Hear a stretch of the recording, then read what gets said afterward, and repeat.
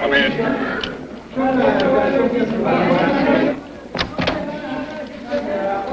Go on.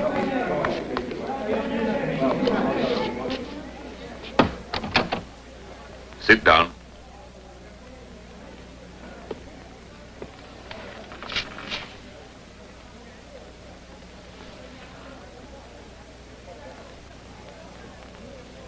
Name Merceau, a citizen of Algiers, born in 1903, employed as a shipping clerk. Uh-huh.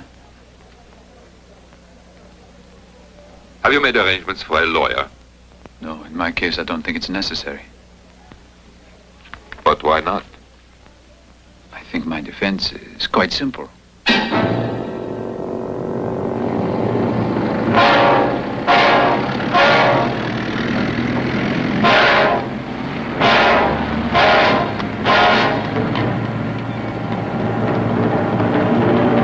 Where to? Marigo.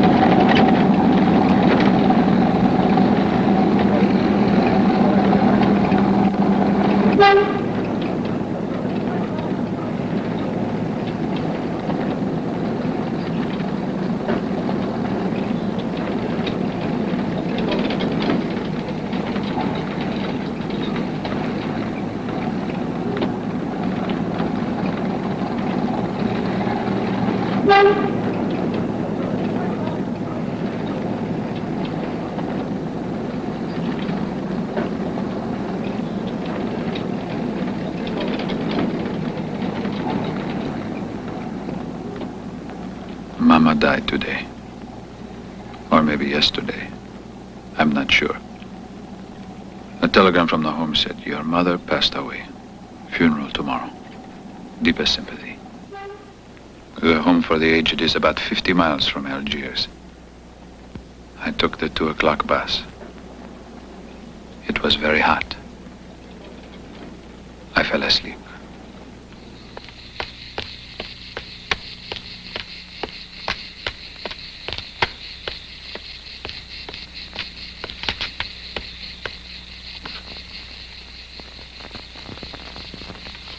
Madame Merceau? Yes.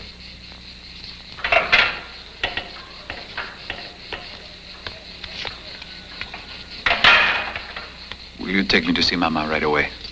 First, our warden would like to see you. Yes, all right. We'll have to bury her quickly. It's so hot out here on the plain. You know, in this part of the country, everything goes fast, even funerals. What an awful thing to say to Monsieur. That's not nice at all. Oh, that's quite all right. It's interesting, really.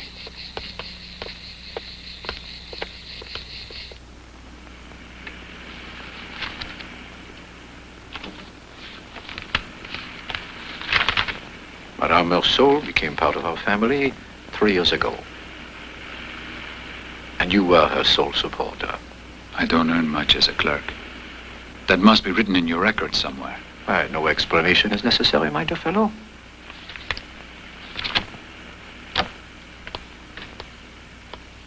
I suppose you wish to pay your respects now. I've had the remains placed in the mortuary to avoid upsetting the others. Gaston, would you be so kind? Take care of Monsieur Merceau for me. Yes, monsieur, of course. I understand. You just weren't able to take care of her. She needed a nurse, and you simply could not afford it. In any case, That's true. your mother was much happier here. You're right. We had nothing to talk about anymore. And then she hated to stay alone all day.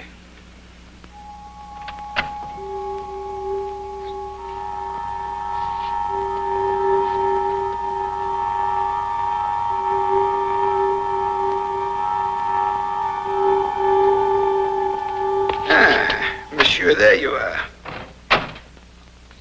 They've already put the lid on, but I'll remove it so you may have a look. You don't want me to? No, But why not? it doesn't matter. I know what you mean.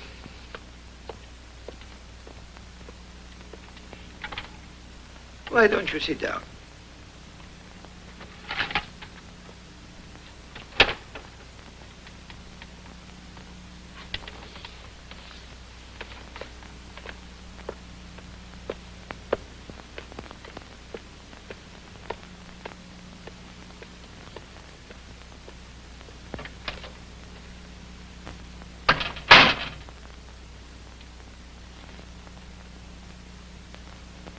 A tumor, that's what she had.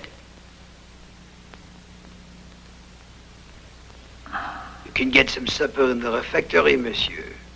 Thanks just the same. I'm not very hungry. And then would you like me to bring you some coffee with milk? I would like a cup of coffee, yes. I leave you alone for a while. Thanks.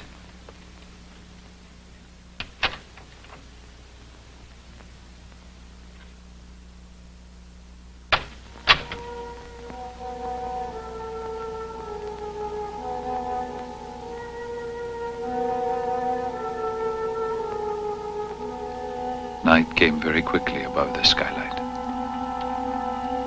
The shadows deepened into black.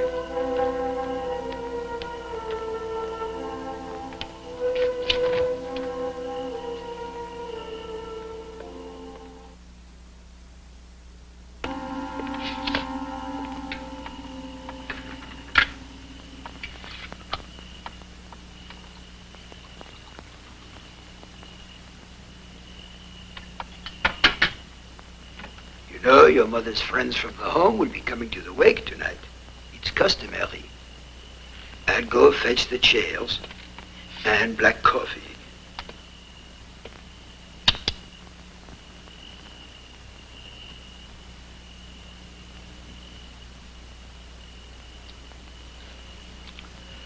How long have you lived here?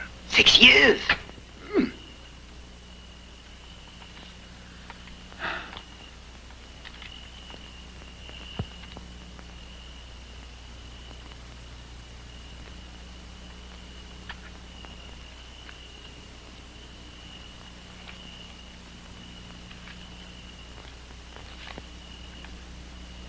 Cigarette? Thank you.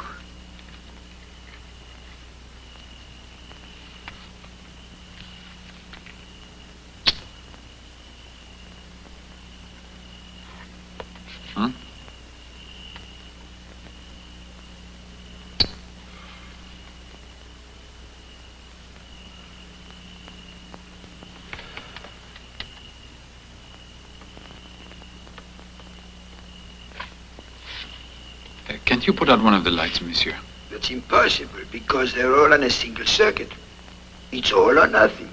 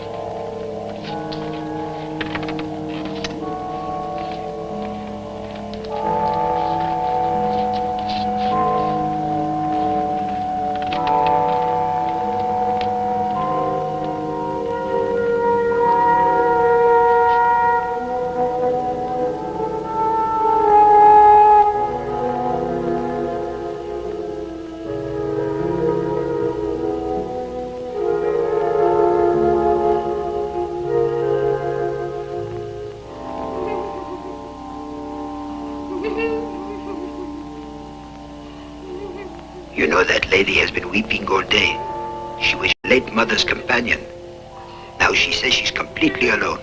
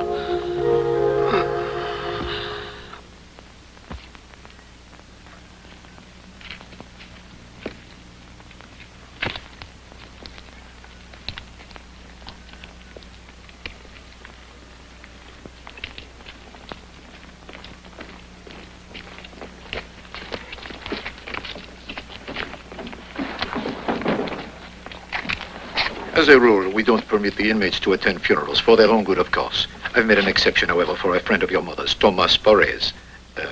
Monsieur.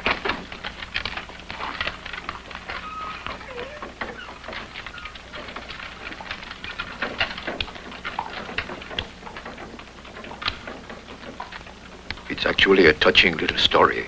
Monsieur Perez and your mother had become almost inseparable. The other old people used to tease him about having a fiancée. Naturally, he was quite grieved by her death.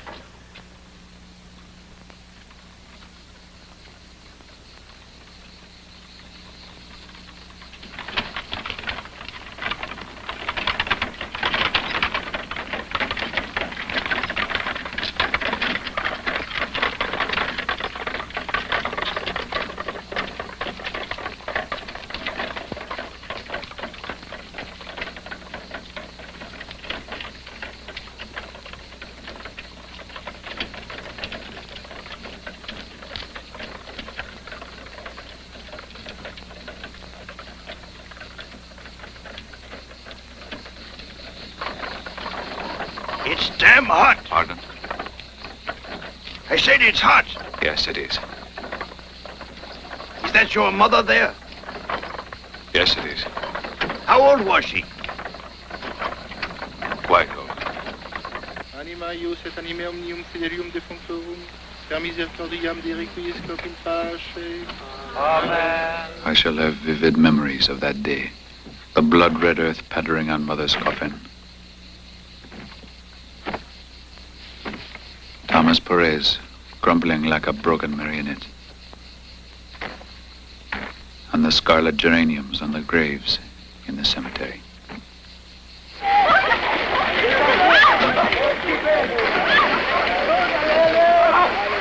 Excuse me.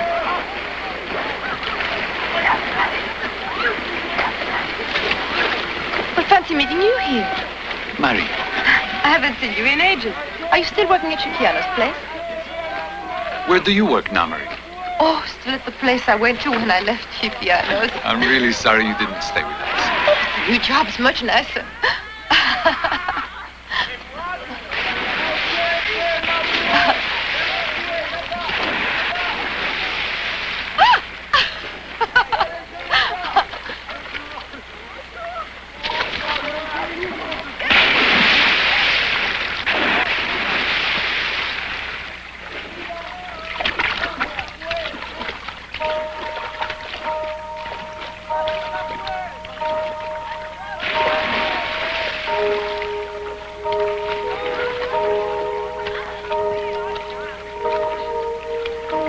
Wait, I'll help you out.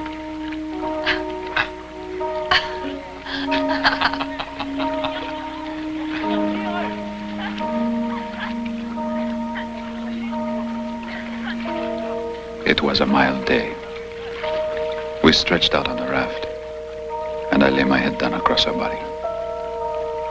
She didn't seem to mind, and so I let it stay there. The sky filled my eyes with blue and gold. And Under my head, I could feel Marie's stomach gently rising and falling. We lay on the raft for a long time, drowsy in the sun. Huh? Well, what do you say? Will you come to the movies with me? Can we see the picture with Fernandel? That'll be it.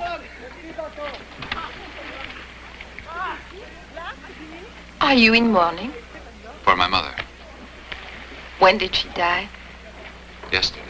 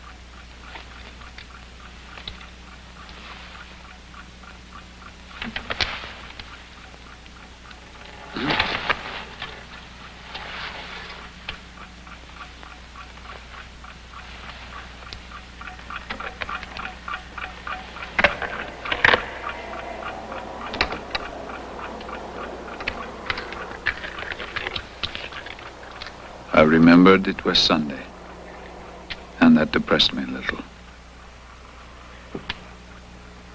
I don't like Sundays.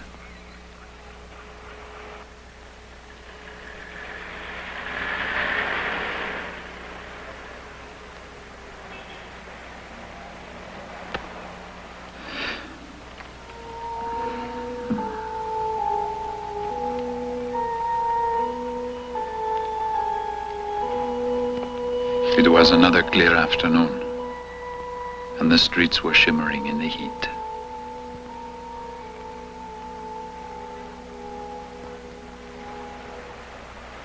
Only a few people passed by, but they all seemed to be in a hurry.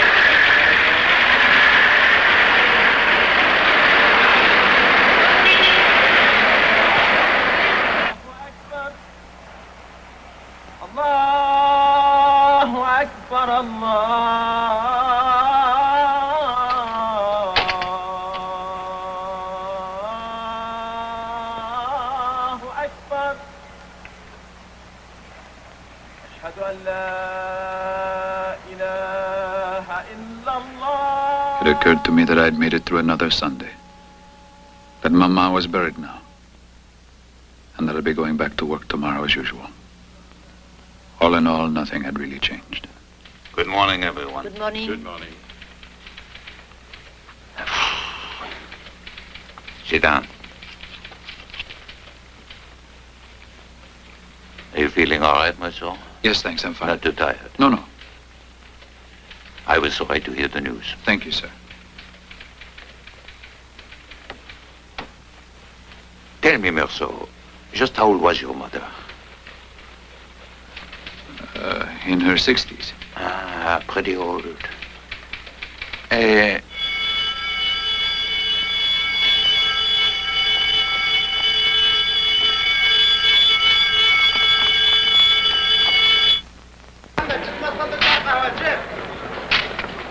Emmanuel. Yeah. Come on, let's see. Yeah.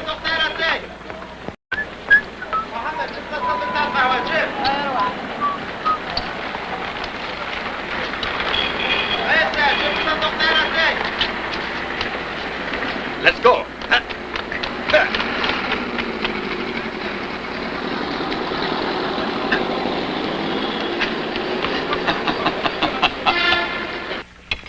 Hey, Celeste, we're here. Oh, Mercer, feeling all right? Sure, but I'm starved. How are you? Fine. Sit down, then. I get you the usual dinner. Just relax.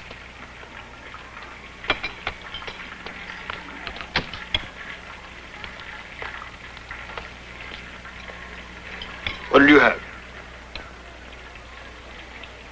Salad first, then steak, Roquefort cheese, and coffee.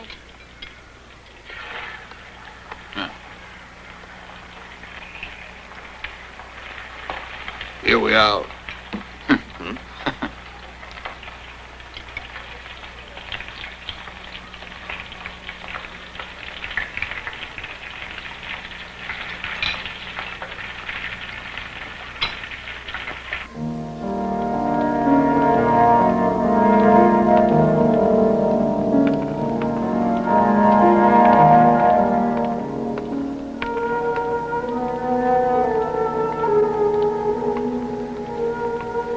What do you think, madame? How are you, Just monsieur? a filthy mongrel, damn you. Has he done anything wrong? He's always in the way. Blast him.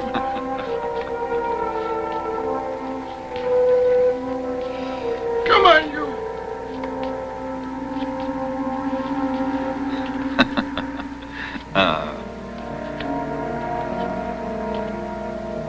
We treat that dog. It's abominable, huh? No.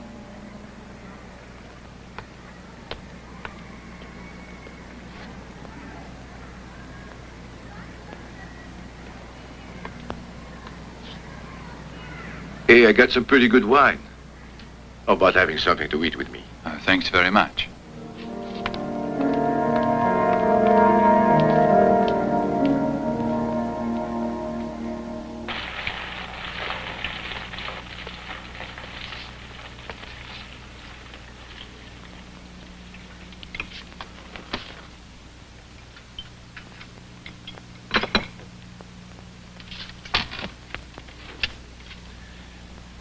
Like I said, there's this dame I know. An old mistress of mine.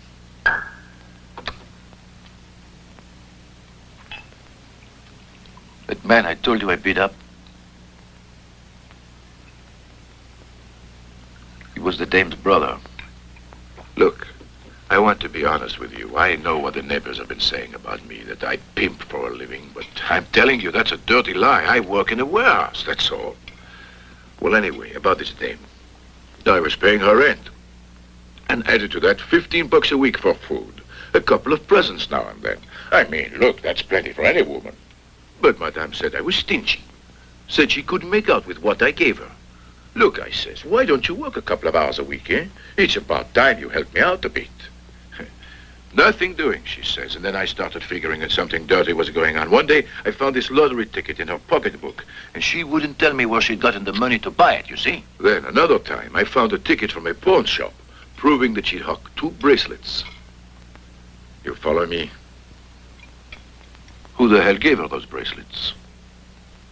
I didn't give her any. It was somebody else. So I kicked her out, after beating her up. I bowled her out good, too. I said all she ever wanted was jumping into the sack, you see. But that isn't all, Monsieur Marceau. You'll be real sorry someday, I says to her, because with me you never had it so good. There were times I used to beat her, but to play around, that's all. Or she'd complain, scream a bit, then we'd end up in the sack. Well, no thanks. Just a little.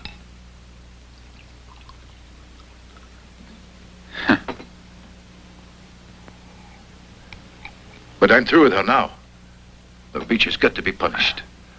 Look, I want some advice about that. At first, I thought I'd take her to a hotel, call up the police, and have her arrested as a prostitute. Then I figured I'd call a couple of friends I got in the business. But all they said was, why not mark her up? Except it ain't quite what I had in mind, you follow? So I thought I'd find out your opinion about it. Well, I'm not sure, but it's an interesting story. Didn't she lie to me, Meursault? Was I right to think she was cheating on me? Well, I guess it looks that way. Let me tell you what I have in mind.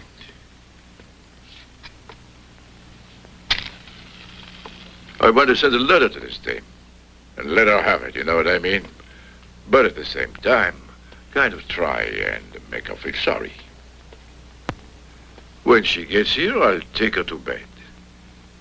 I wouldn't want to miss a chance for a good lay, you follow me? But as soon as we've finished, I'll throw her out for good and spit in her eye. What do you think? Well, that way, I guess you'll get what's coming to her. That's right. The trouble is, I know what I want to tell the bitch, but I'm so lousy at writing letters, you see. So I was hoping you might help me out. Would you mind writing it tonight? Huh? Why not?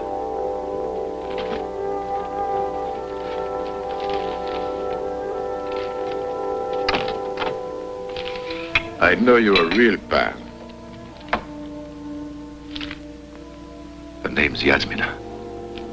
Yasmina Benanteur. Arab girl? Yes.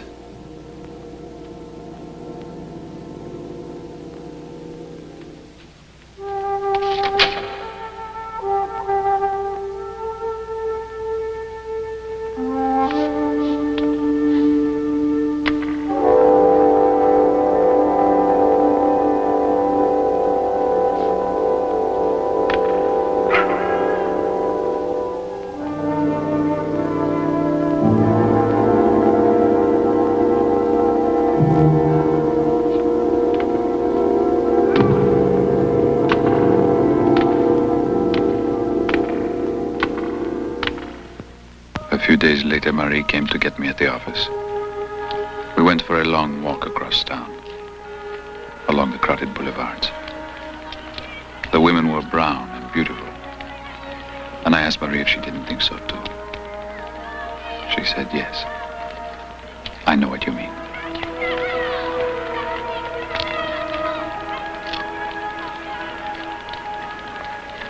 Do you want to marry me? It doesn't really matter. But if that's what you want, I will. Huh.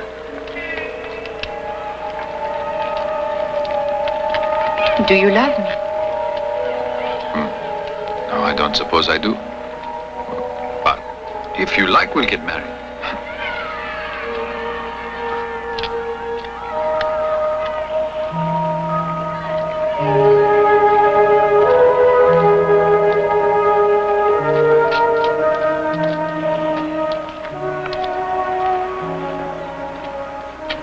I think marriage is a serious thing. No. No. No. Then she said that I was strange somehow, and that she loved me because I was strange. But that maybe one day she would come to hate me for just that reason. After that, we suddenly felt anxious to get back to my apartment and to go to bed together. I left the windows open, and it was good to feel the cool night air caressing our bodies.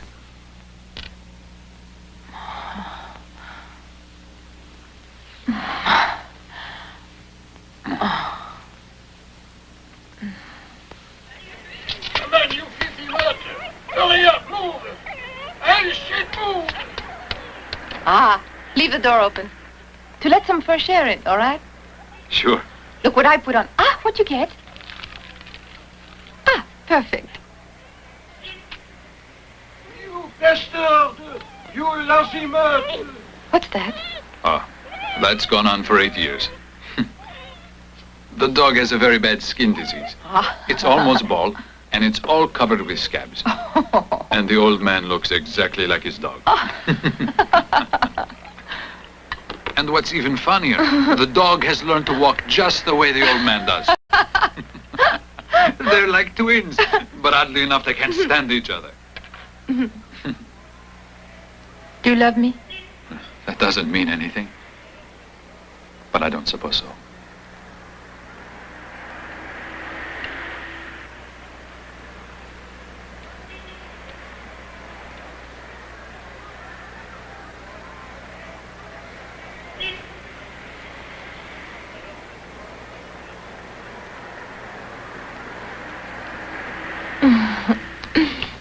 No.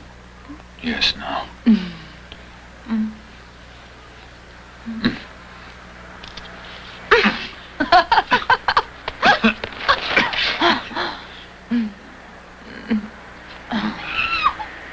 Lying girl! I'll teach you to cheat on me! What's going on? You're going to learn your lesson, you nut! I'll teach you! Oh, it's awful.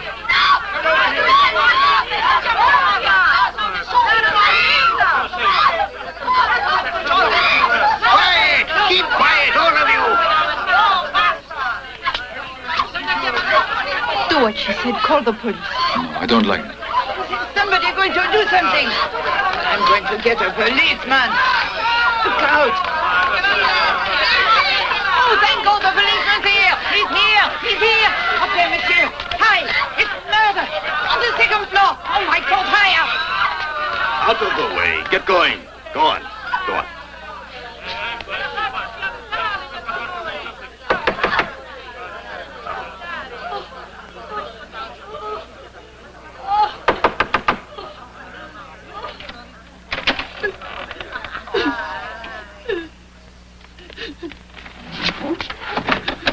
Oh, monsieur, just look, he beat me. He said he was going to kill me. Hey, you. What's your name? Raymond, son. Take that cigarette out of your mouth.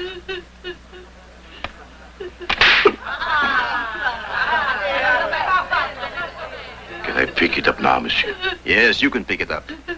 You better show a little respect for the law.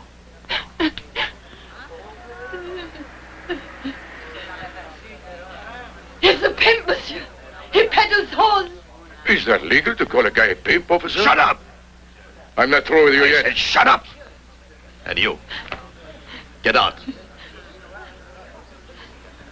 Go on.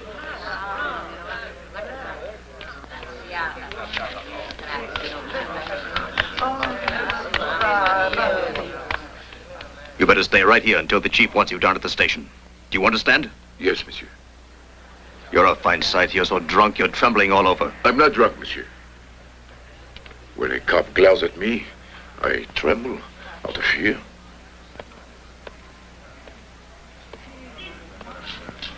Clear out. It's all over, everyone. Get He should going. be kicked out of this house, the brute.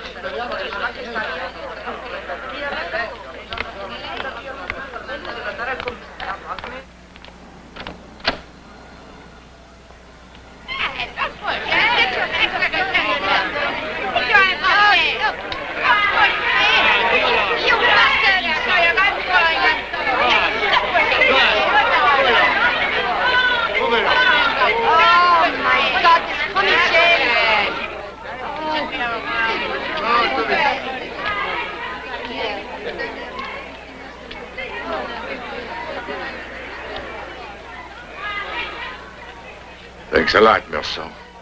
You're a real sport to help me out of this mess. Ha. You're a pal, you know that? That was right to tell him she cheated on me. Cops are all alike. I know just how to handle them. Say, did you think I'd hit that guy back? No.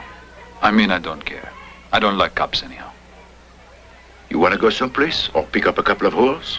No, not particularly. And besides, I've got to be up early tomorrow. I'm pretty tired myself, and I've had enough of women for one day. So we just walked slowly home. Ramon was very nice to me. And I thought what a pleasant evening it was.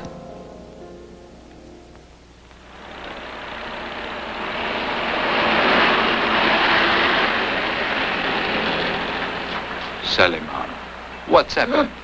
My dog is gone. I took him over to the fairgrounds tonight, as I always do.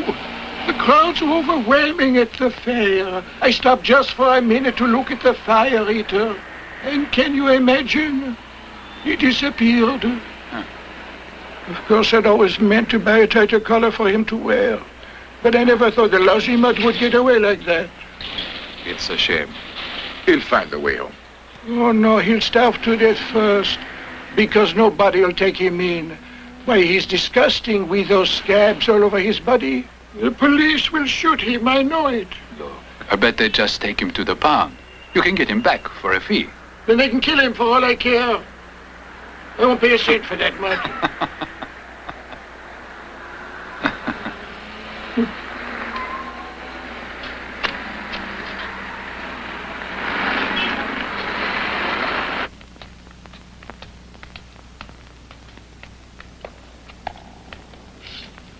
Well, good night.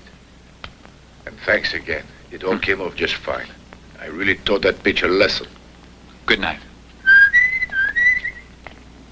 What do you think will happen, Monsieur Merceau, if they won't help me find him?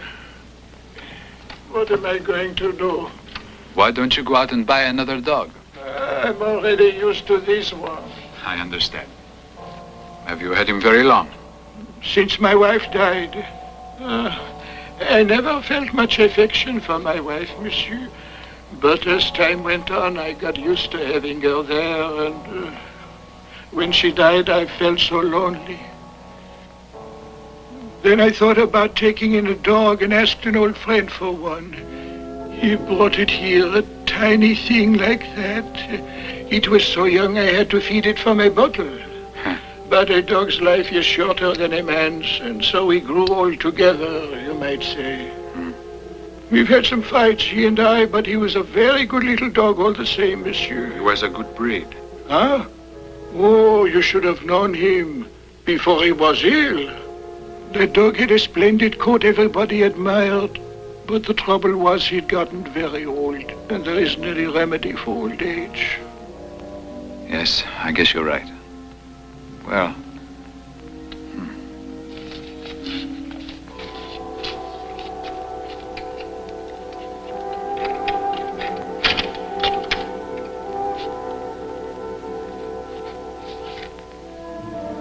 Your poor mother was especially fond of my dog. Did you know that, monsieur? And you suffered a terrible loss, too. I hope I won't hear a dog barking tonight. I know that I'll think it's mine. Good night.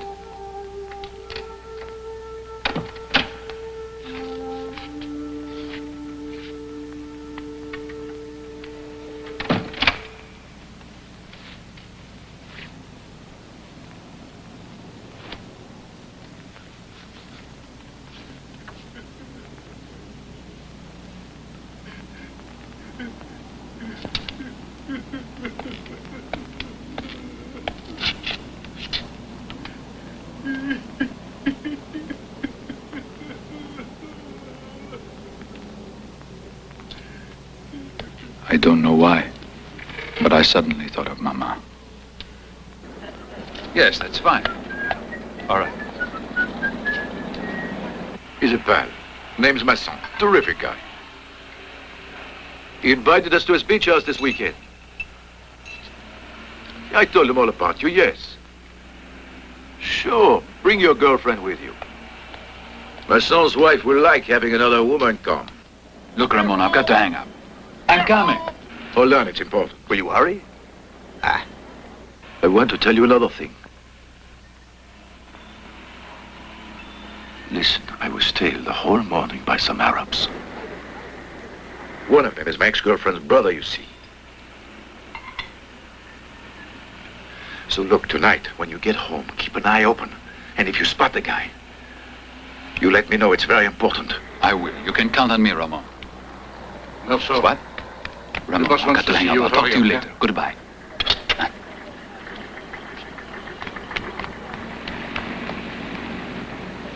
Come in.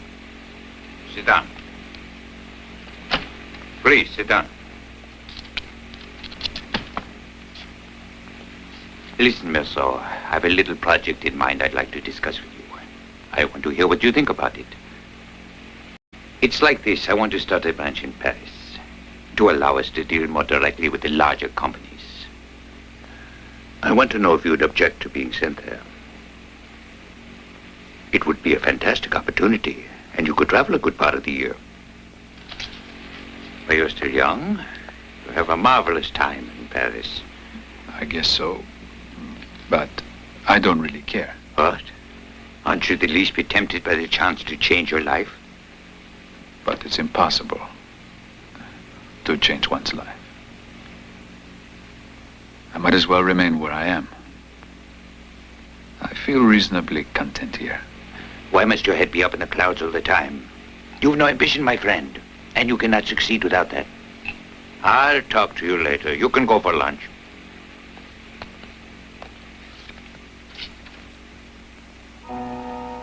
As a student, I was very ambitious.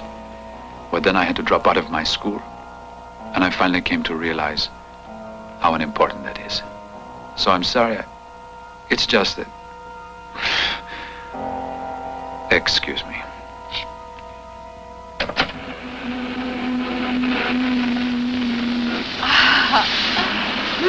A glorious day. Just perfect. I feel good all over. What do you have in your bag? Let me see. If you're looking for something to eat, I didn't pack a thing.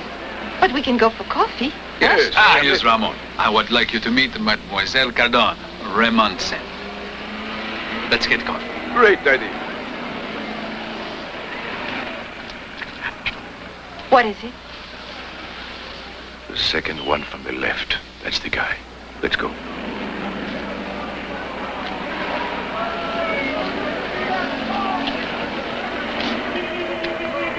Hi. Is anything wrong? Oh, just an Arab Ramon and a fight. Here comes the bus. Let's go then, unless you want coffee. We can always get some later. No point in wasting time. Thank you.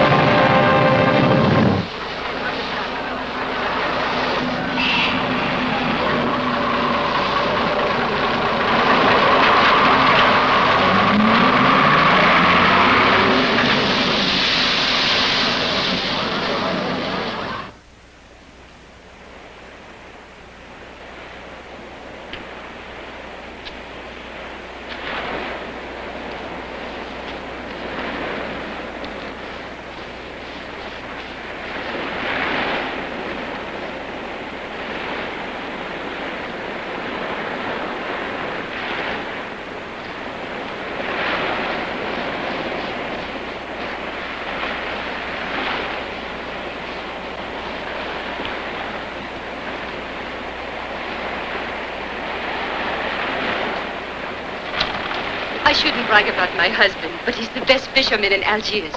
Look what he caught this morning. Hey, Maston! Oh, Maston! We're opening a fish stand!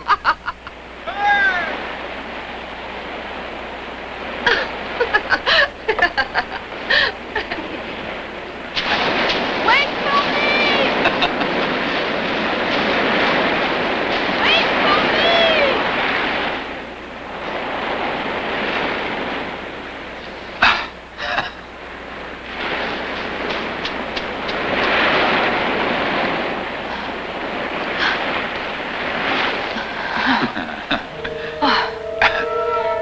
You didn't remember to kiss me this morning.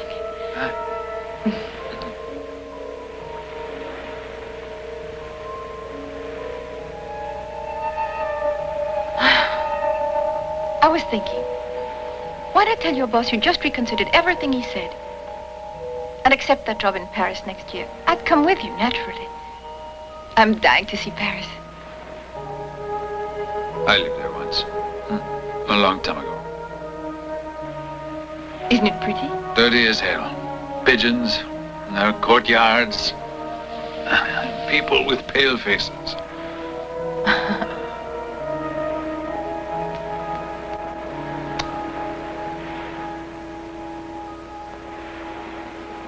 Madame Masson, can I come and help you? It's not fair for me to sit by and let you do all the work. No, stay there. I can manage just fine. It's all right.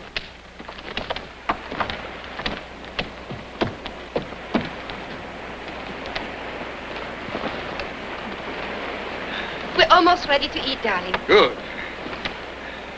Hey, Masson has come back in, you see? I bet lunch is ready. And I'm starving too. Shall we go? This way.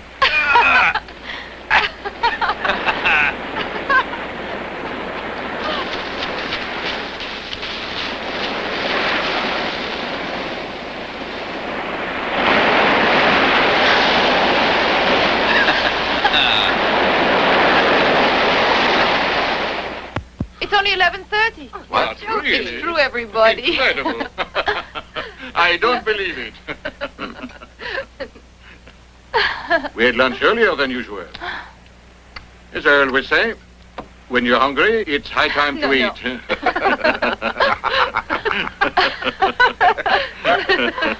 I propose we take a little walk on the beach, gentlemen. My wife always likes to take a nap after lunch. Oh, yes, it relaxes me. But I prefer to walk. Walking relaxes me. Madame Masson, I'll give you a hand with the dishes. Oh, thank you. That's a dear. Let's go then. All right. Raymond, coming with us? Oh. Let's start right now and get it over with. There we are. Hey, let's go.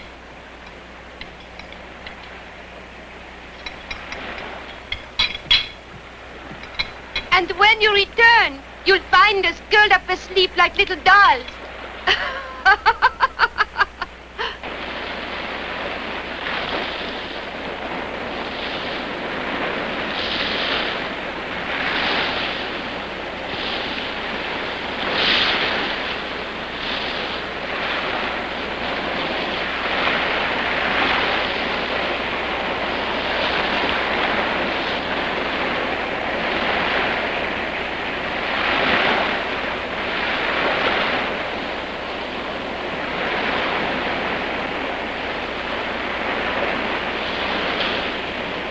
That's him, all right.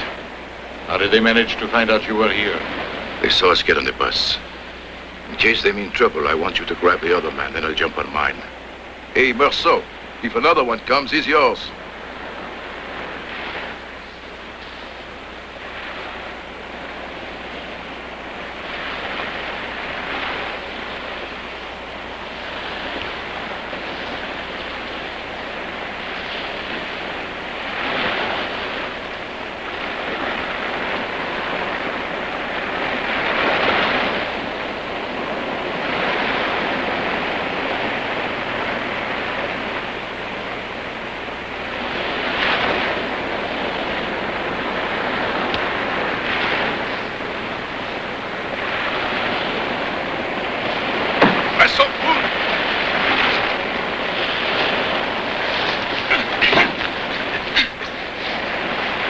Going to rip him apart. He's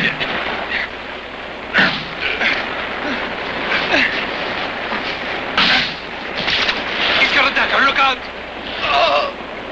Here. Let me see. He cut me bad. No, it's just a scratch.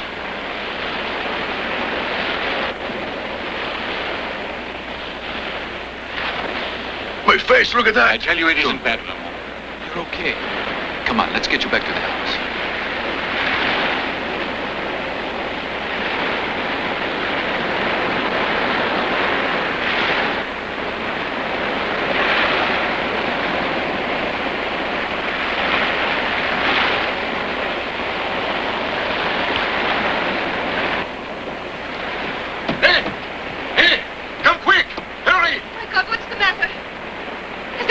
It's nothing serious.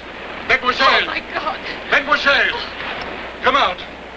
Oh, dear, oh, dear. Listen, there's a doctor who has a beach house up on the cliff. He's usually there on Sundays. I'll go get him. No, I'm perfectly all right. I'll go up there myself. I'll take you there. We got into a fight with someone. All right.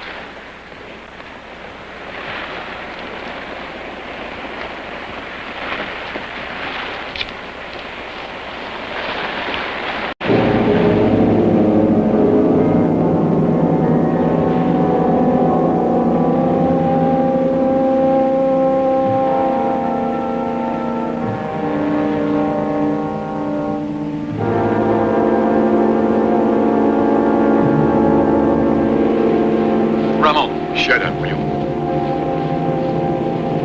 Wait a minute. I said shut up.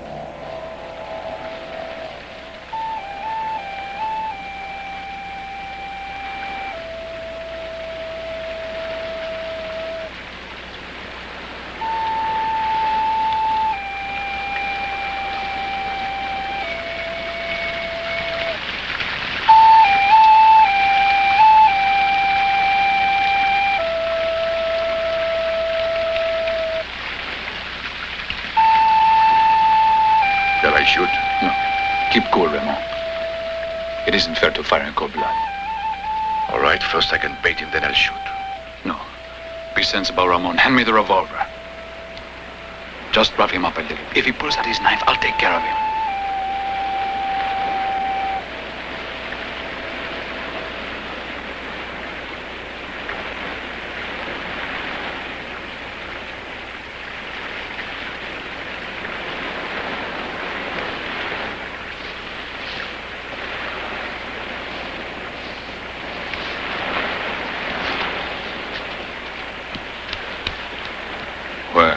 I'm glad they're gone. We scared them away, eh? Right. We better go back to town. The bus leaves at 5, you know.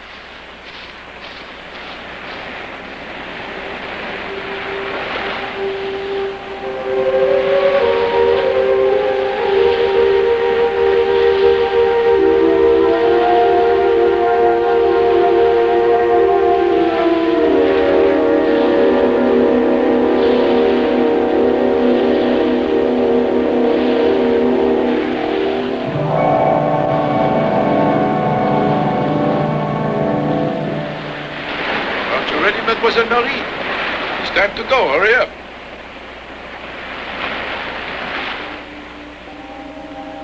I stood for a moment on the bottom step, my head reeling from the heat of the sun. I didn't have the strength to climb the stairs and face the smiling, chattering women above.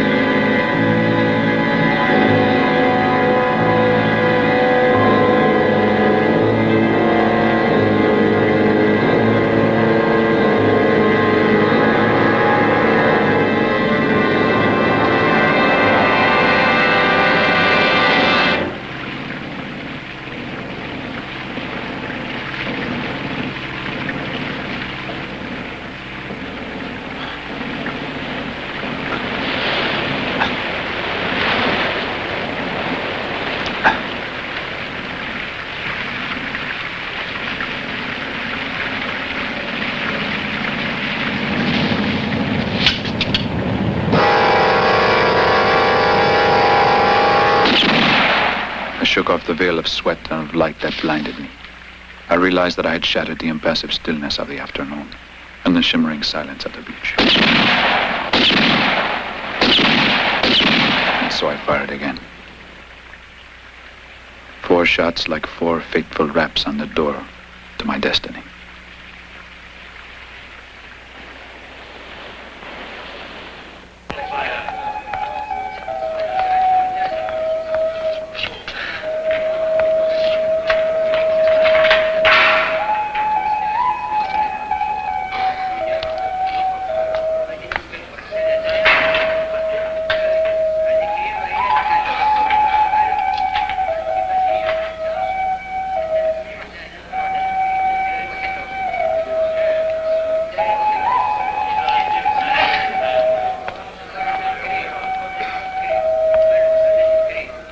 I was caught robbing a store. What did you do? I killed an Arab.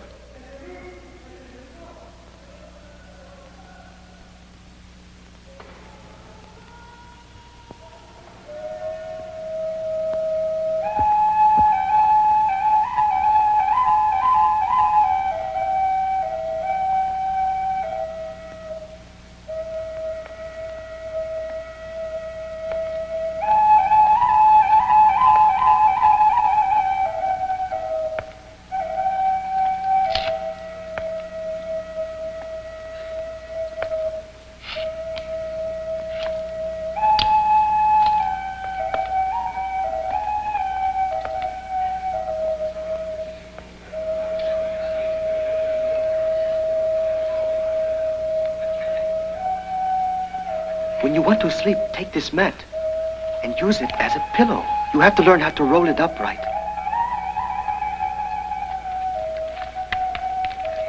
Like that? Do you smoke? Uh-huh.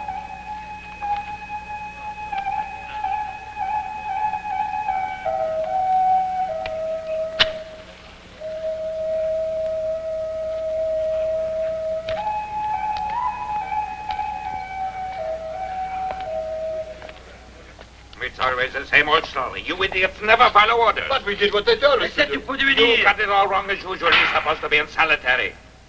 Merceau. Merceau. Get up. Come on. We're going to solitary. Come on, shake a leg. You two take him down. This way. Go on, get going.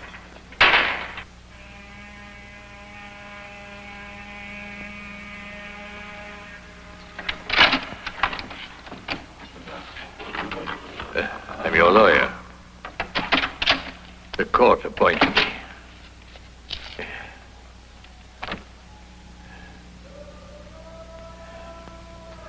I've reviewed your case.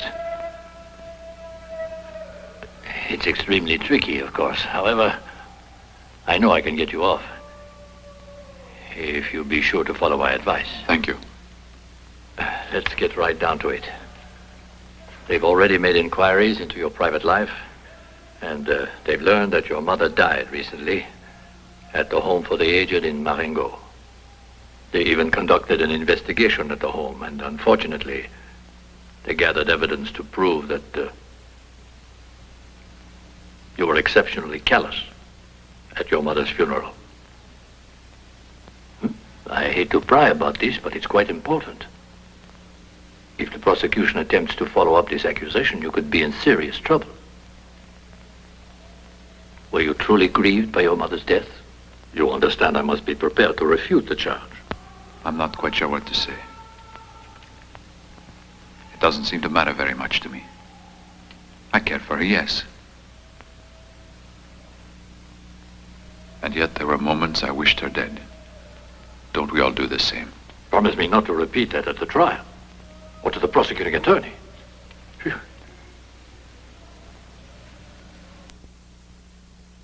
You see, the day that they buried Mother, I was tired like a sleepwalker. I stumbled around like I was in a daze. Naturally, I'd prefer that Mama was alive. That isn't enough, Merceau. Is it all right to say you were stifling normal emotional reactions? No. It'd be a lie.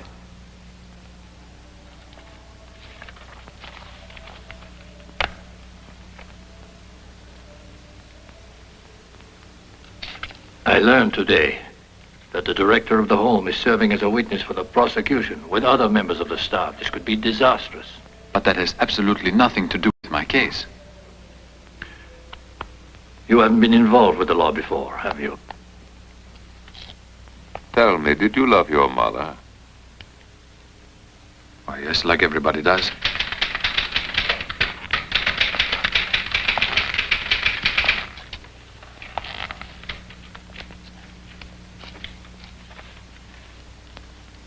You fired 5 shots, is that right?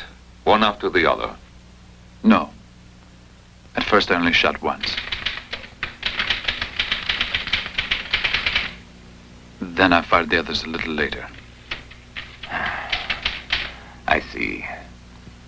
But what's the reason for your waiting between the initial and second shots?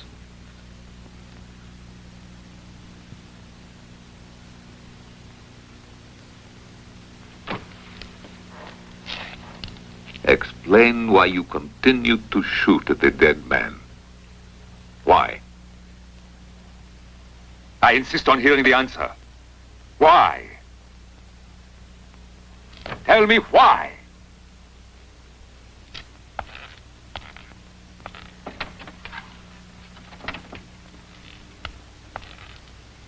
Do you see?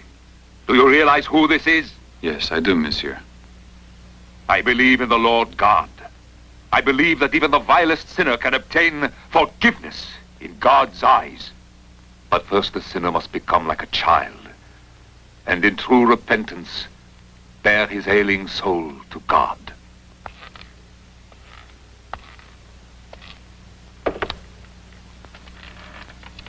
Obviously, only one point in your confession is unclear.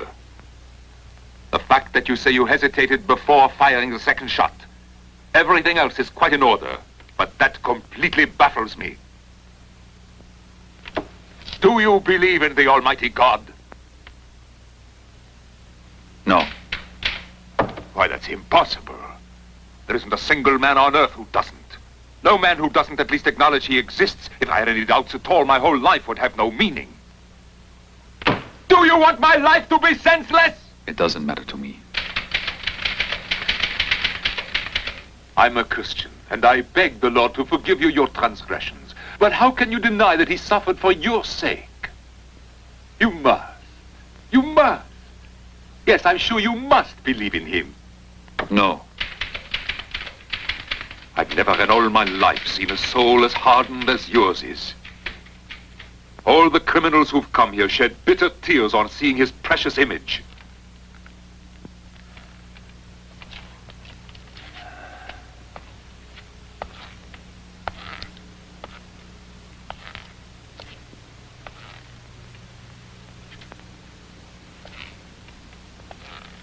Are you sorry for what you did? I'm not sorry, exactly. I'm rather a little annoyed.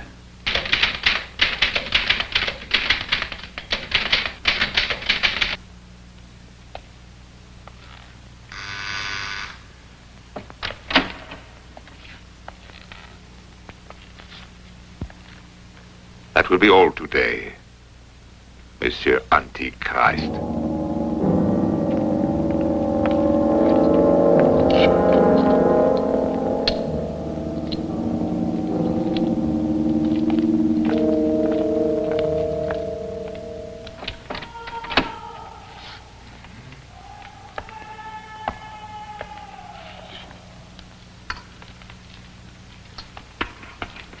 No women.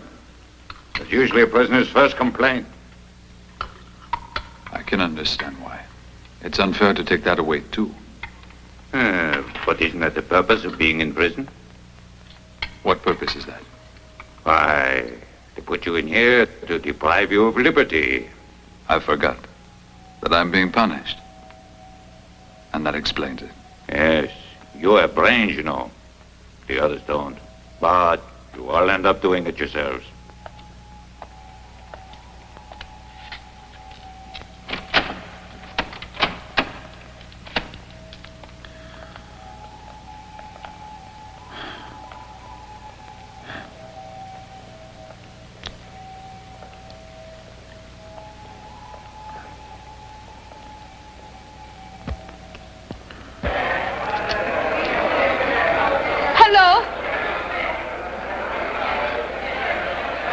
Is there anything that you want? Jeanne won't keep him for you. So I bowled her out, and guess what happened? She started screaming, "Keep your filthy mouth shut!" Raymond said to send his best to you. Mine to him. You feel better? Oh, yes, I brought him home Monday.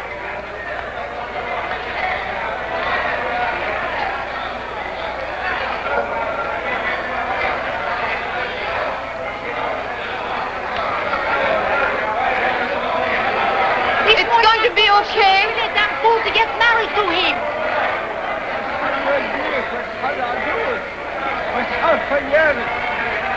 بخير الحمد لله الحمد لله الحمد لله على الساعة بخير الحمد لله. When you get out, we'll get married, okay?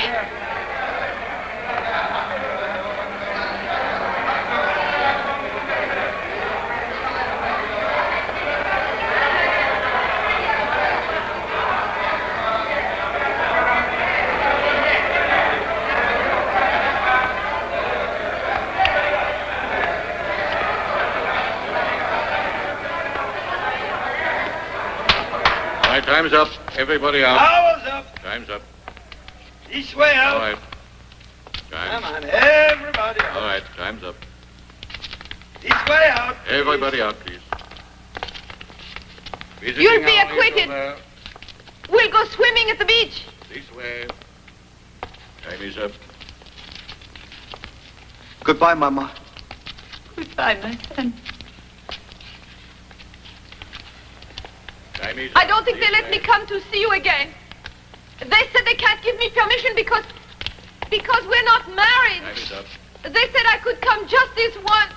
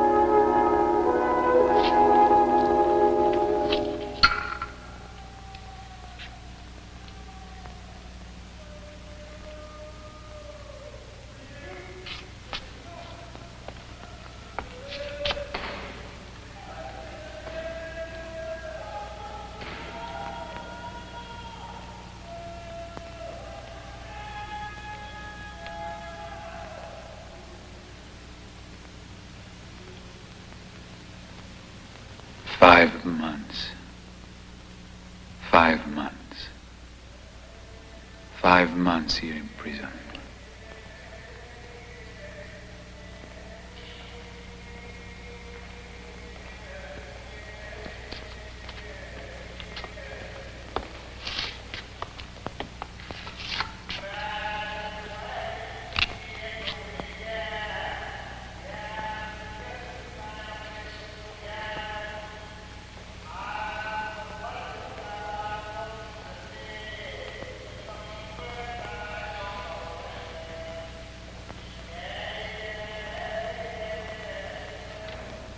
The summer had slipped away and quietly returned. Shall we begin? And now the court shall touch upon matters which initially appear unimportant, but that bear most directly on the matter at hand. Let us consider certain key facts. I see that during the month of June, 1936, you put your mother in the Marengo residence for the aged. Am I correct? Yes, Your Honor. I see. But why? I didn't make enough money to really provide the things she needed. That's the reason. I see. Were you upset by the idea of putting your mother in the home? Did you miss her at all?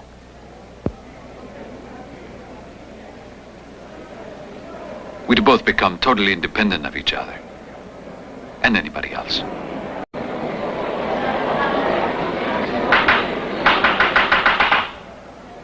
So we were both able to adjust to this change.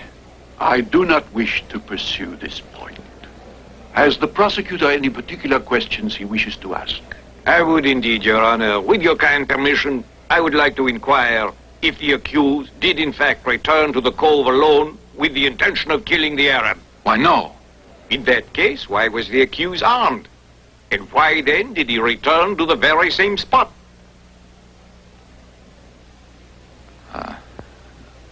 I guess just by chance. Your Honor, that is all for the moment. Counsel for the defense, object, Your Honor.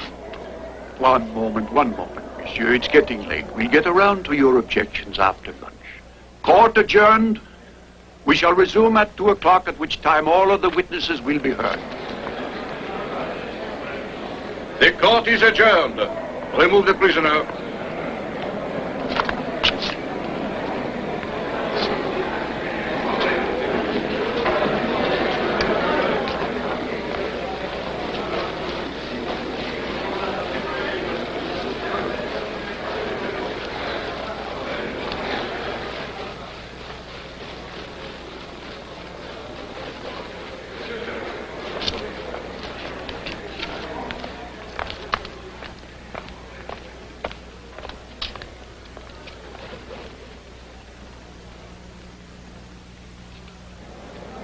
I would like to inquire if on any occasion the mother of the accused expressed displeasure with her son's conduct.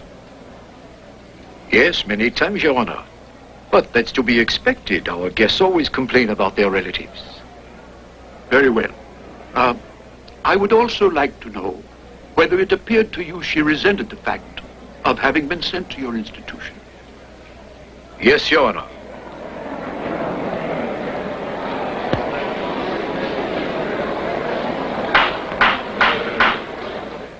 Was there anything in particular that you observed about the accused on the day of his mother's funeral?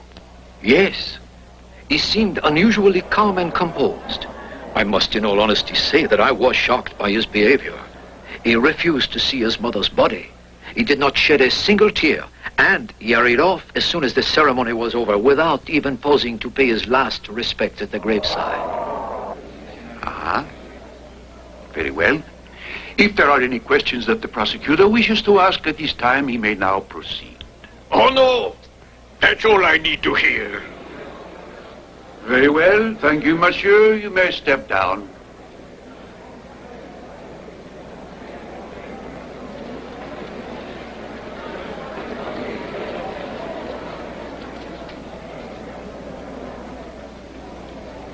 He told me he wouldn't see the body. And what's more, he smoked cigarettes, drank coffee, and then he went to sleep. I didn't hear what he said. Would Your Honor please request the witness to repeat his testimony? Do you mind repeating what you said, monsieur? Repeat what you said. I said that as he sat there in front of the coffin, the prisoner drank a cup of coffee and smoked a cigarette, and then he went to sleep. Thank you. Your Honor, may I have the floor? Would Your Honor be so kind as to ask this man if during the wake he did not also smoke a cigarette? Who was on trial here? Does my learned colleague think that by slandering an honest witness, he can shake the abundant and cogent evidence against the accused? I accepted the cigarette only because the monsieur offered it, and I didn't know how to say no, Your Honor. I see. Does the accused have anything he would like to add? No, nothing. Except to add he's spoken the truth. I did give him a cigarette that night. Well, it was me that offered him the coffee, Your Honor. Mark those words, gentlemen of the jury. Yes, the jury will seize the import, I know, and they will agree that a total stranger might offer him coffee, but that he should have refused the offer out of respect for the poor dead woman who brought him into the world.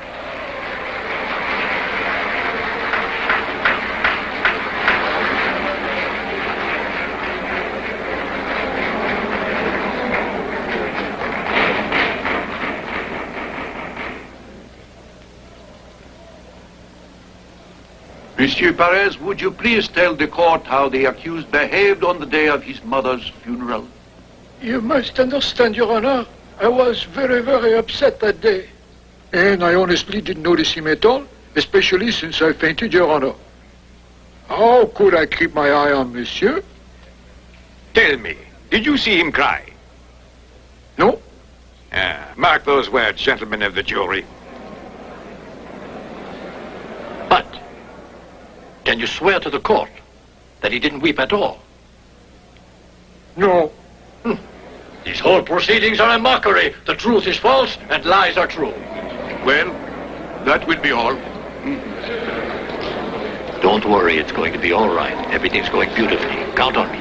Somebody tell me what's going on. I can't make head nor tail out of this. Now then, Monsieur often ate in your restaurant? He was a good customer, Your Honor. But he was also a good friend. I see. Why was he a good friend? Just because he's a truly good man. Exactly what do you mean by that? A good man, Your Honor. There's no other definition. Order, order, order, order, order. Did it ever appear that the accused found it difficult to, communicate with the rest of Well, it? he wasn't a big blabbermouth, Your Honor. Did the accused always settle his accounts with you on time, monsieur? Always, without hesitation. With the court's indulgence, I would be very much interested to hear your opinion of the crime he committed. It seems to me it was an accident, monsieur. An unfortunate turn of events that sums up my opinion. I see. That is all. You may step down. I'd like to say another thing, Your Honor. Proceed, monsieur, but please be brief. He didn't mean to kill. The court will decide that. It's obvious that our function here is to meditate and to judge. Thank you and farewell. That is all.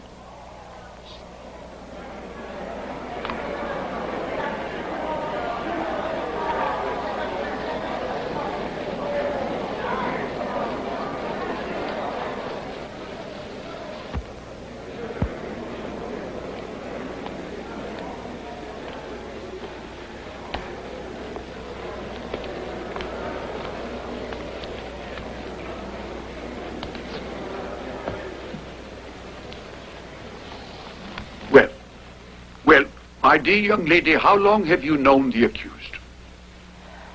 About 3 years. Please speak up. About 3 years. I'd been employed in the office where Monsieur Merceau worked.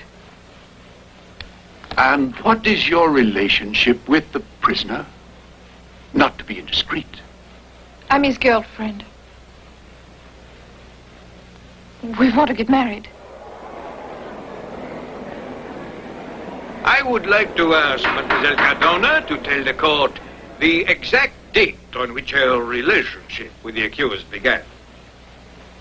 It was the first Saturday in the month of July last year, to be exact. I see.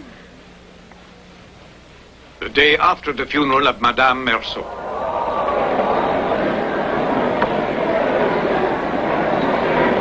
Order. I do not wish to pry into such a delicate situation with all due respect for Mademoiselle's feelings.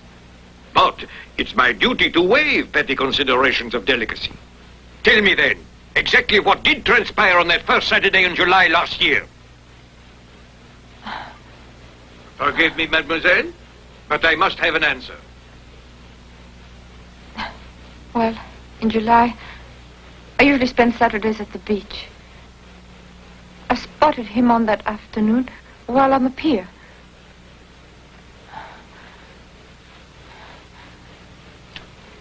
I spent about an hour swimming and sunbathing with him that day.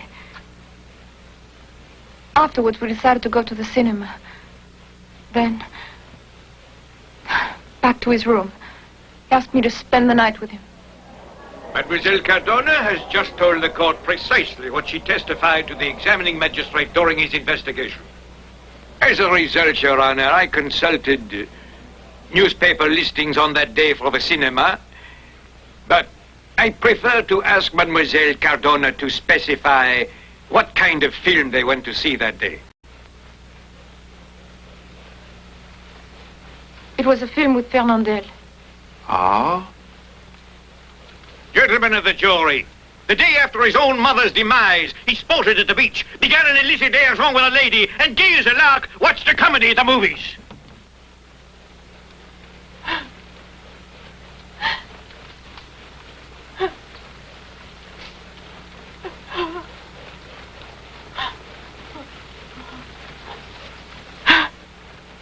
It's all a mistake. It isn't like it looks. You've twisted everything I said about that day. I know he didn't mean it. It isn't his fault. It isn't. All right, mademoiselle, this way.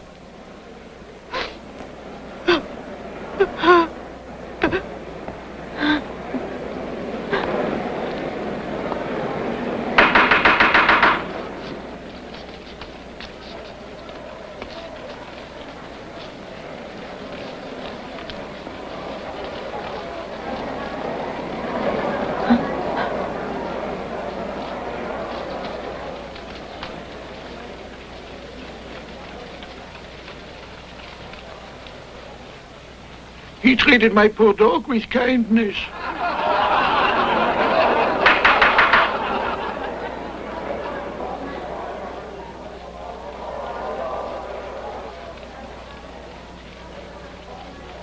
He and his mother had nothing in common any longer. Things just happen like that. Things happen like that.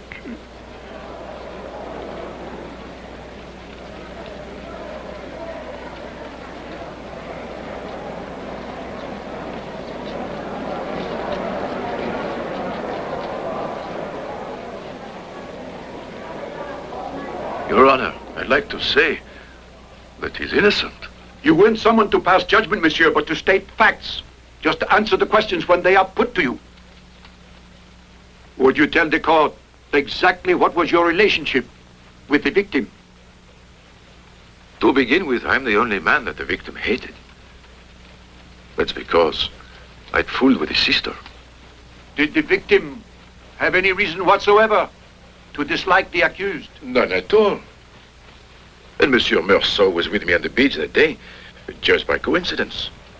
I would now like to hear this gentleman explain to the court how it came about that this letter, which evidently led to the crime, was written by the accused.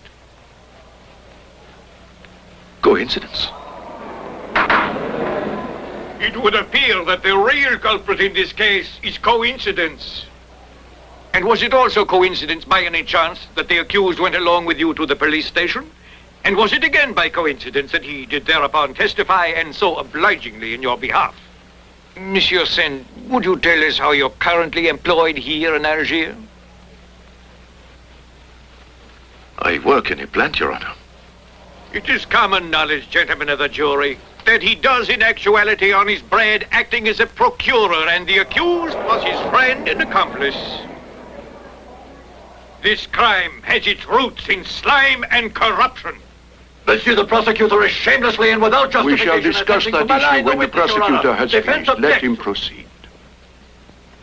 There really isn't much to add, Your Honor. There's just one more thing.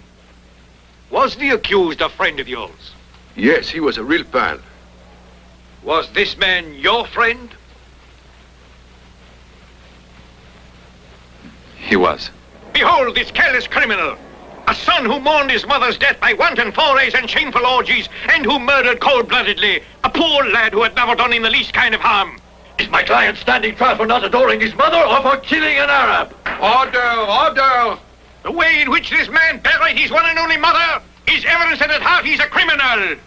And so, gentlemen of the jury, you are now acquainted with a series of events which led this man to commit murder, deliberately, with malice and aforethought, and in full awareness of his dastardly crime. To reiterate, gentlemen, there is no evidence of extenuating circumstances. There is no evidence of impulsive or irrational behavior. The man who sits before you in the prisoner's dock is an educated man. You have observed this by the way he answered my questions. Therefore, I repeat, it is impossible to conclude that he committed the crime without knowing what he was doing. I have looked into the depths of this man's soul, and I have seen a gaping void within, gentlemen of the jury. To reveal the awful truth, he has no soul at all, no human spark, not even the merest speck of principle or morality so dear to ordinary men does this monster possess. No doubt, we have no right to blame the accused for lacking qualities he's morally incapable of. But here, in this court, we must stifle the human inclination to be tolerant and submit our will to the loftier demands of that noble ideal which is justice. Above all, the man that faces you in the dock embodies all that is evil and inhuman, and as such has to be removed from a world that he can only corrupt.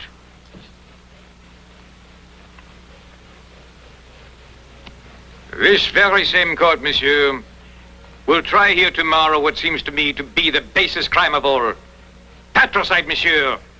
And yet I must say this. The horror that even the crime of patricide inspires in my breast is but a pale reflection of the horror inspired by the carelessness of the man you see before you. This man, who is morally guilty of his mother's death, is no more fit to dwell in the society of man than the vile son who slew the father that begot him. And so, without a single reservation in my heart, I ask that you impose the death penalty upon this man. It's often been my duty in the course of my long career in court to ask the extreme penalty of death. Yet duty plays no role in this affair. I feel that I must give way to my conscience, my heart, not duty. My conscience, therefore, compels me to seek the death penalty in this case. Because My conscience is repelled by this criminal, this monster devoid of any vestige of human feeling.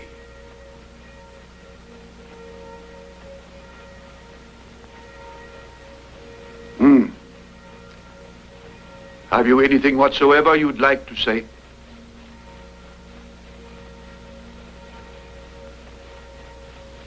Simply that I didn't intend to kill the Arab. The court will take note of your statement.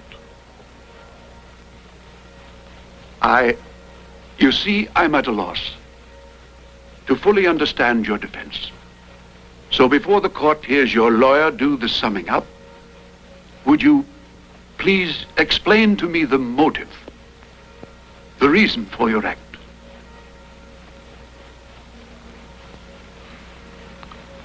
Well, it was... I think it was the sun.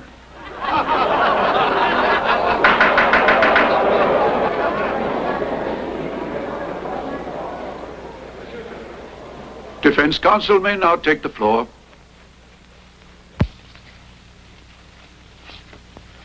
Gentlemen of the jury, I killed a man. That I confess. Why did he say that? Lawyers always talk that way. But I, too, have looked into the depths of this man's soul for a time. But I don't happen to hold the opinion which my erudite friend and colleague has put forth. And I have found his soul, in fact, to be as crystal clear as a shining fountain. This is the soul of a conscientious worker, of an honest and fair young man, a friend and companion to many, a model citizen, compassionate and helpful to those around him.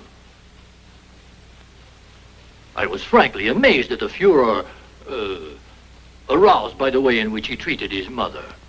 Here sits a dutiful son who took care of his mother as long as he was able to afford it, and being unequipped at last to adequately provide for her, sent her to a home, hoping that there she'd receive all the care and comfort she required. Surely, if proof be needed of the excellence of these institutions, we need only remember that they are promoted and subsidized by the very state to which we owe our allegiance. Therefore, by sending his mother to a state-supported institution, this man has on a grander scale tacitly expressed his faith in our laws, in our schools, in our hospitals, and in justice. Yes, monsieur, in justice herself. Gentlemen of the jury, this man has made a fatal mistake, I admit. Human error.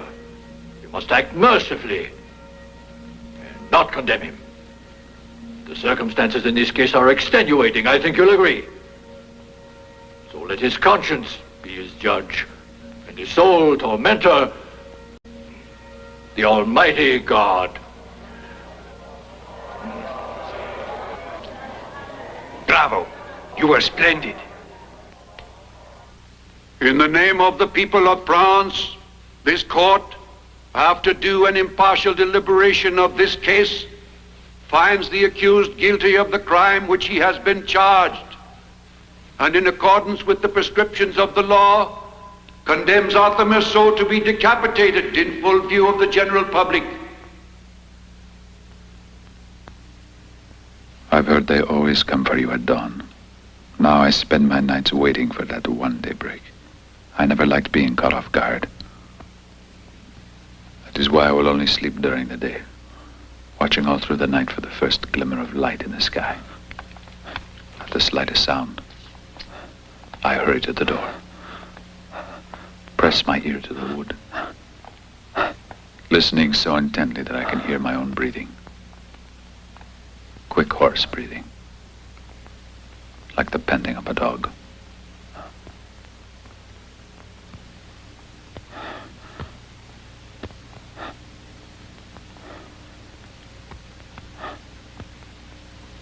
Then my frenzy subsides, and I know I will live another 24 hours.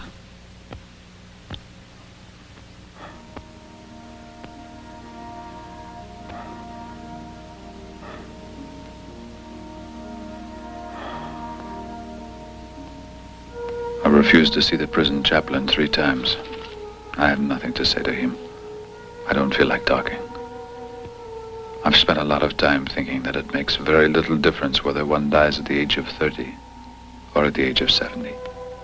For once you're dead, it doesn't matter how or when you died. Whenever I talk myself into believing that, I am at peace for a little while. I really do not need to see the chaplain.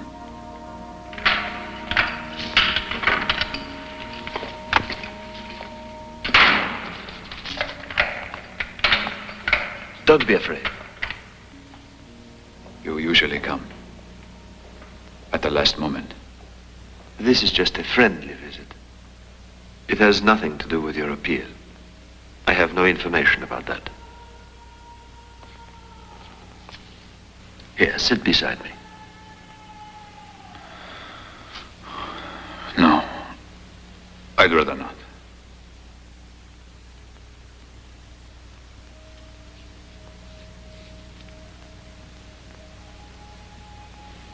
Why wouldn't you let me visit you? I'm an atheist. How can you be sure there's no God? Why bother about it? It seems to me that's not really important.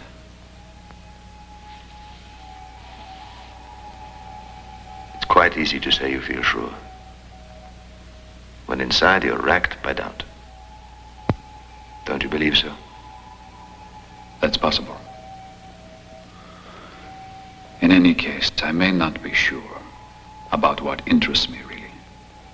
But I know I'm sure of what bores me. And I'm sure I'm very bored by what you've said. Aren't you talking to me like this because you feel desperate? I'm not desperate. I'm afraid. That's human, isn't it? God can calm your fears.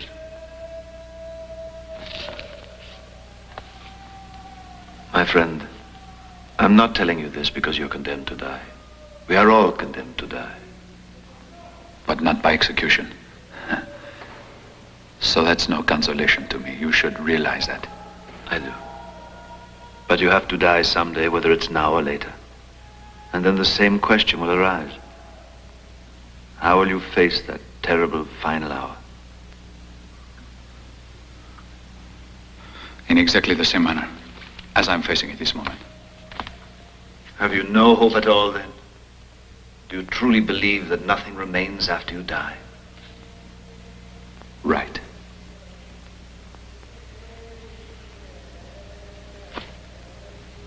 How I pity you. Life must be unbearable for you if you think like that. Listen to me. I'm sure that your appeal will be successful, but that's not what concerns me. You are bearing the burden of great sins which you must atone for. Man's justice is nothing at all. Only God's justice matters. I was condemned by man's justice. Man is powerless to offer you redemption. Sin means nothing to me. They've condemned me for an act that I've committed. So I'm paying the price. You may ask no more of me than that. You're wrong if you believe that. You'll be asked to pay more. A lot more than you imagined. What is that? You'll be compelled to see, to confront. Confront what?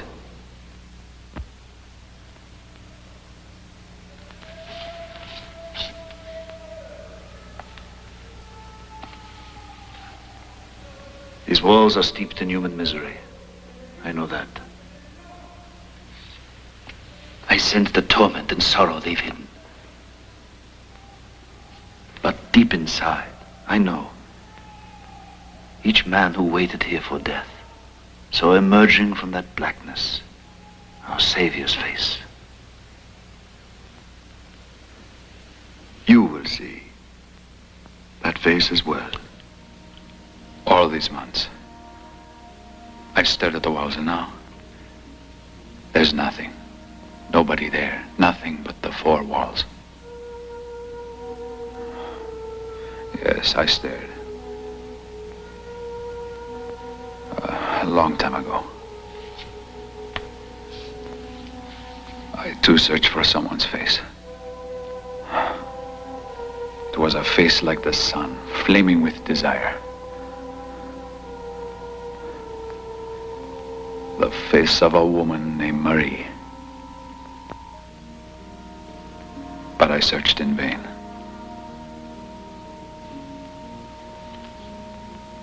It's all over now.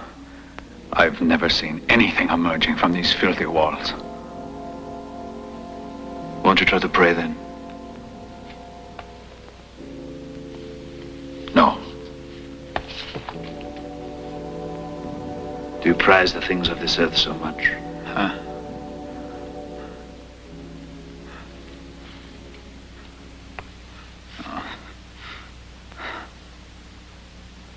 No. I don't believe that. I feel sure you've often wished for a life after death. Of course I have, who hasn't. But in the same way that I wish to get rich, to travel all over the world, to have a better shaped mouth. It's no more important than that. When you think of dying, tell me, how do you envision what follows? A life where I will remember all of this. I'm sick and tired, monsieur. Leave me. Time is precious now. I don't want to waste it on God. Why speak to me as monsieur? Call me father. You're not my father. You stand with the others. My son, I stand with you. But you remain unaware because your heart is filled with hate. I shall pray for you then. I don't want you to pray for me. You're so certain about everything. Not one of your certainties is worth a single strand of a woman's hair. You're not even sure if you're alive because you act like a dead man. And it looks like I have nothing. But I am sure of what I am. Sure of everything. Sure of my life and now even my death. I only know that. But I'm sure that it is the truth for me. My mother doesn't matter. Nobody matters really. But especially not your God. Or how I chose to exist. Or thought I did. The others will also face this fate. As will you, don't you understand? What difference does it make if a man's accused of murder and executed for not weeping near his mother's body? Or that old Salimano never loved anybody but his mutt? Or that Marie wanted me to get married? What difference does it make if Ramon is my friend just like Celeste? Or is a better man than his? And what does it really matter if Marie is kissing another man today? But don't you see, you must die just as I die. But I'm sure of what I face. All right, let go my of future. That's enough. Let him go. Let him go.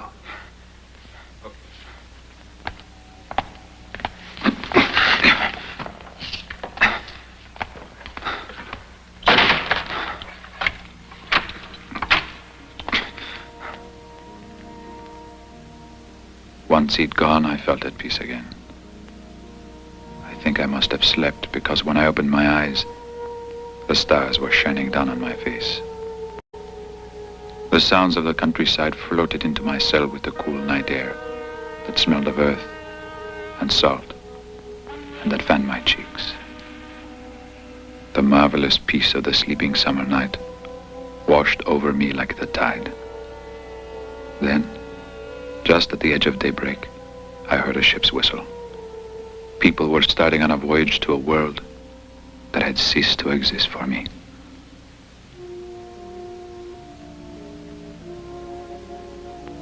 For the first time in months, I thought about Mama. And now it seemed to me that I understood why at her life's end she had taken a fiancé. Why she had pretended to make a new beginning. There too, in that home where lives were flickering out, there too, dusk came as a mournful solace. Being so close to death, Mama must have felt a great release and ready to start life all over again. No one had the right to weep for her. And I too felt ready to start life all over again. It was as if my great rush of anger had washed me clean, purged me of hope, and gazing up at the night sky for the very first time, I opened my heart to the sweet indifference of the universe. And I felt that it was so much like myself, almost like a brother, that I realized that I had been happy, and that I was happy still.